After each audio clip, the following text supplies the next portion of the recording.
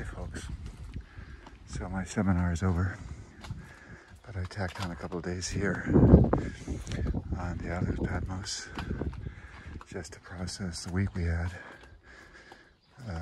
working with the Book of Revelations as a healing method. And I've been doing it for 8 years. Where am I now? I'm in the city of Chora. Some of you may know it. In Greek, Chora means space or room. And I'm walking up towards the monastery of John. And as you see here, there's some property which is empty, abandoned basically. And then you see some houses, most of them behind closed doors, which is some of the most expensive property, not only in Greece, but in the whole Mediterranean. And why is that? And how did that come to be? Well, there's a fascinating story behind it, which I want to share with you. When the priest got the right to build a monastery here in John's name, he started doing it in 1088, so less than 1,000 years ago. See, people just leave the keys in the door here, you know, that's how it is here. And in their cars, and in the motorcycles.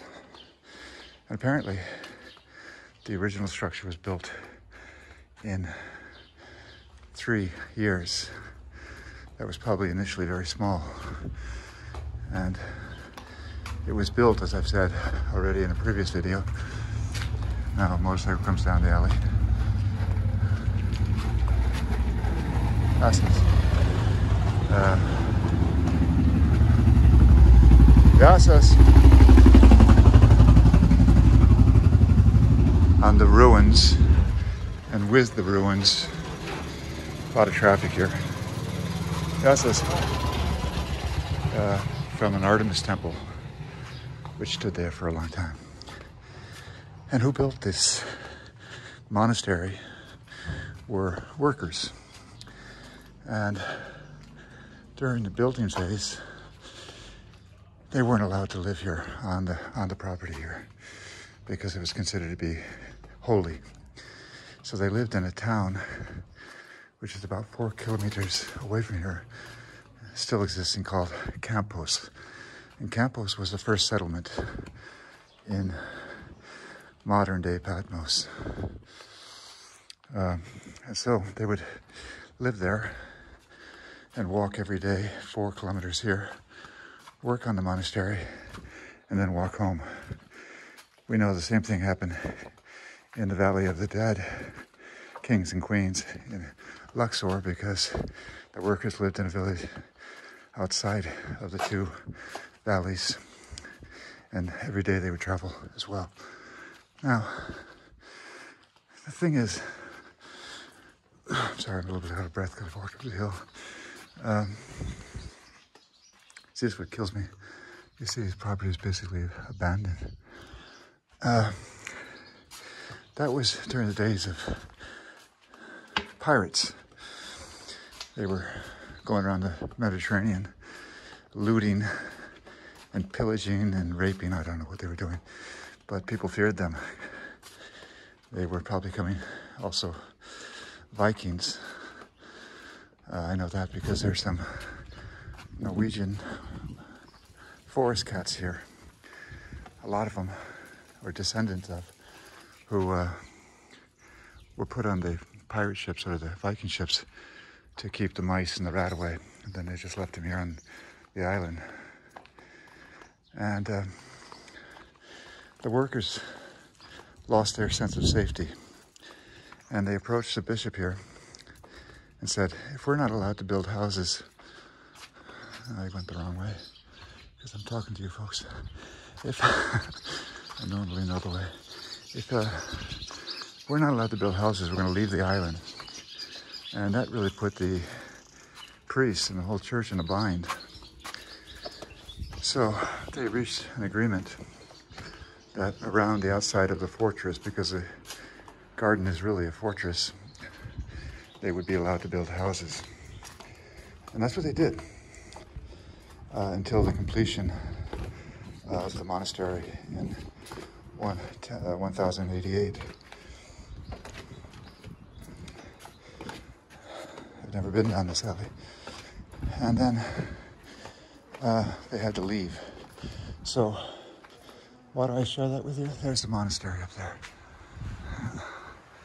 there. You know, my last place where I lived was Maine. And when the settlers got to Maine, there were literally lobsters crawling on the shores, which were only eaten by the very poor people. And in Germany, a few hundred years ago, the poor people were fed lox, salmon, because nobody wanted to eat it. They thought it was disgusting, only fit for the poor people. And now, of course, lobster is one of the most expensive seafoods you can buy, and salmon is a delicacy.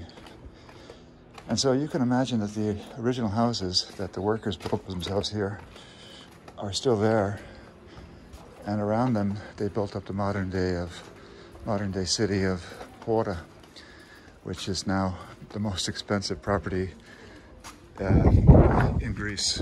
I believe maybe comparable to Mykonos or Hydra. And the world is filled with paradoxes, and this island is also filled with a lot of mysteries. So thanks to that solution between the workers and the bishop, we have a gorgeous monastery celebrating the apocalypse, and as I said, built directly on the place where the Artemis Temple stood, with a lot of pieces from the Artemis Temple integrated. So that's your walk through Chora. And if you ever get here, make a point of seeing the nunnery on the other side. It's a beautiful nunnery run by 3 nuns, one of them who's from Germany, and it has a beautiful icon collection. So there you see the monastery of John the Theologian.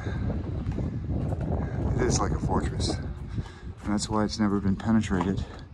Even when the island was attacked by the Ottoman Empire, somehow they were able to keep their wealth. And the nice thing about houses here, a lot of them have a beautiful view down to that bay or that bay. I know some people who live here who actually bought their houses right after the end of the Second World War for a dime, and now they're worth literally millions and millions and millions. So that's my report from Chora. I wanted to share that with you. It's amazing the things you pick up if you come here every year for the last 8 years. But it is the island of the revelations, and so everything that's hidden will be revealed. Okay, take care, my friends. I hope you enjoyed this video in the city, and you can see these nice little places to drink coffee, glass of wine. It's charming, it's really charming, in the shadow of the great monastery of John. Let me just walk around the corner here, because then the main staircase up to the monastery is there. Excuse the wind, it's actually quite refreshing.